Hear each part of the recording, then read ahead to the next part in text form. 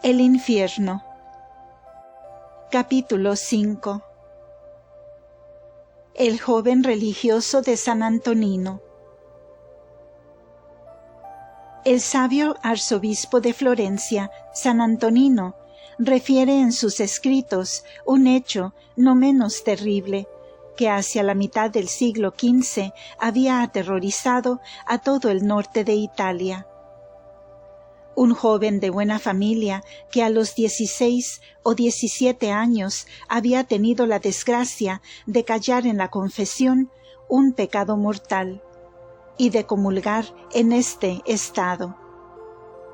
Había diferido de semana en semana, de mes en mes, la confesión de sus sacrilegios, continuando sus confesiones y comuniones por un miserable respeto humano. Atormentado por los remordimientos, procuraba acallarlos haciendo grandes penitencias, de suerte que pasaba por un santo. No pudiendo sufrir más, entró en un monasterio. Aquí, al menos, decía para sí, lo diré todo y expiaré seriamente mis vergonzosos pecados. Para su desgracia, fue acogido como un santo por los superiores, que conocían su reputación, y aumentóse aún más con esto su vergüenza.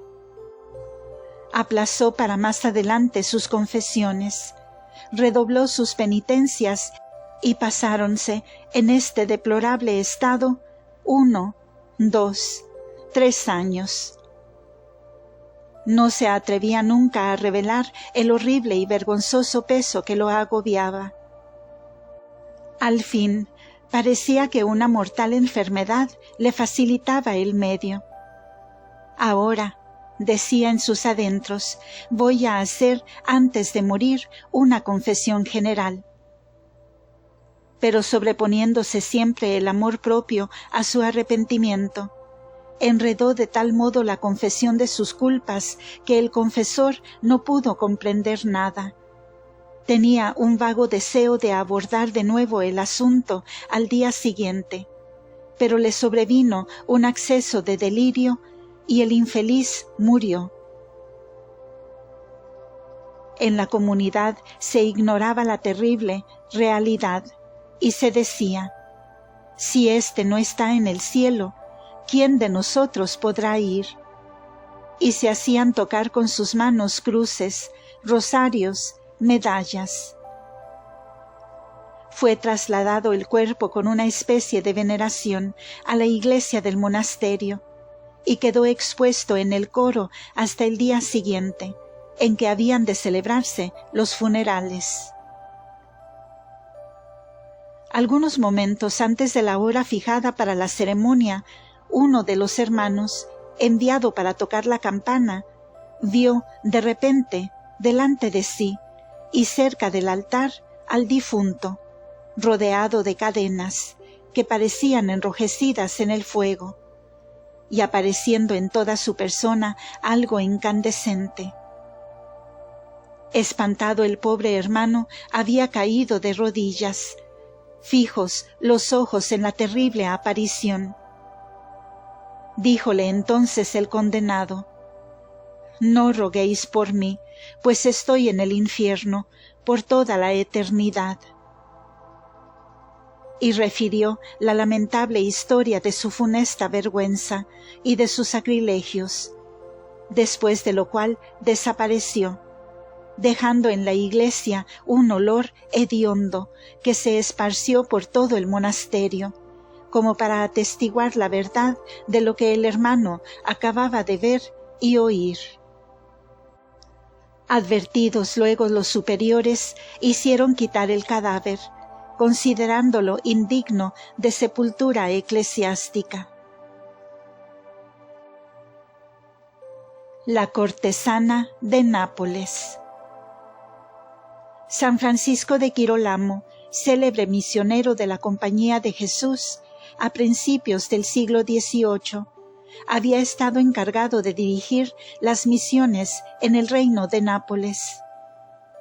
Un día que predicaba en una plaza de dicha ciudad, algunas mujeres de mala vida, que había reunido una de ellas llamada Catalina, se esforzaban en interrumpir el sermón con sus cantos y sus ruidosas exclamaciones, para obligar al padre a retirarse. Pero éste continuó su discurso, sin dar a conocer que advirtiese sus insolencias. Algún tiempo después volvió a predicar en la misma plaza. Viendo cerrada la puerta de la habitación de Catalina y en profundo silencio toda la casa, ordinariamente tan alborotada. «¿Qué es lo que ha sucedido a Catalina?», dijo el santo. «¿No lo sabe vuestra paternidad? La desdichada murió ayer, sin poder pronunciar palabra». «Catalina ha muerto», replica el santo. «¿Ha fallecido repentinamente? Entremos y veamos». Ábrese la puerta, sube el padre la escalera y entra, seguido de la multitud, en la sala en que estaba tendido en tierra el cadáver encima de un paño, con 4 cirios, según costumbre del país. Míralo algún tiempo con espanto, y después le dice con voz solemne: «Catalina, ¿dónde estás ahora?». El cadáver permaneció mudo, pero el santo repitió: «Catalina, dime, ¿dónde estás ahora? Te mando, me digas dónde estás».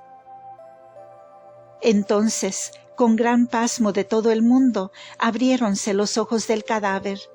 Sus labios se agitaron convulsivamente y con voz cavernosa y profunda responde: «En el infierno, estoy en el infierno». A estas palabras los asistentes huyen atemorizados y baja con ellos el santo, repitiendo: «En el infierno, oh Dios terrible, en el infierno. ¿Lo habéis oído? En el infierno». La impresión de este prodigio fue tan viva que un buen número de los que lo presenciaron no se atrevieron a volver a sus casas sin haber ido a confesarse. El amigo del conde Orlov. 3 hechos del mismo género, más auténticos los unos que los otros, y ocurridos en este siglo, han llegado a mi conocimiento. El primero ha pasado casi en mi familia. Era en Rusia, en Moscú, poco tiempo antes de la horrorosa campaña de 1812. Mi abuelo materno, el conde de Rostopchine, gobernador militar de Moscú, estaba íntimamente relacionado con el general conde Orlov, célebre por su bravura, pero tan impío como valiente. Un día, después de una buena cena, rociada con copiosos brindis, el conde Orlov y uno de sus amigos, el general fulano de tal, volteriano como él, empezaron a burlarse horriblemente de la religión y sobre todo del infierno. Y, si por acaso, dice Orlov, si por acaso hubiese realmente algo detrás de la cortina. Y bien, replica el general, aquel de nosotros que se irá primero volverá a advertir al otro. ¿Está convenido? Excelente idea, responde el conde Orlov, y ambos bien que medio achispados se dieron formal palabra de honor de no faltar a lo prometido. Algunas semanas después estalló una de aquellas grandes guerras que Napoleón tenía el don de suscitar entonces. El ejército ruso entró en campaña y el general recibió la orden de partir inmediatamente para tomar un mando importante. 2 o 3 semanas hacía que había dejado Moscú. cuando una mañana muy temprano, estando mi abuelo arreglándose, se abre bruscamente la puerta de su cuarto. Era el conde Orlov, en traje de casa, con chinelas, erizados los cabellos con hosca mirada, pálido como un muerto. «Ah, Orlov, ¿sois vos? A esta hora y en semejante traje. ¿Qué tenéis, pues? ¿Qué ha sucedido?» «Querido mío», responde el conde Orlov, «creo que me he vuelto loco. Acabo de ver al general». «¿Al general? ¿Ha vuelto, pues?» «Oh, no», replica Orlov, echándose sobre un canapé y poniendo ambas manos en su cabeza. «No, no ha vuelto, y esto es lo que me atemoriza». Mi abuelo no comprendía nada y procuraba calmarlo. «Referidme», le dice, «lo que os ha pasado y qué quiere decir todo esto». Entonces, esforzándose por dominar su emoción, el conde Orlov profirió lo siguiente: «Mi querido Rostopchine, algún tiempo atrás, el general y yo nos juramos recíprocamente que el primero de los dos que muriese vendría a decir al otro si existe algo más detrás de la cortina.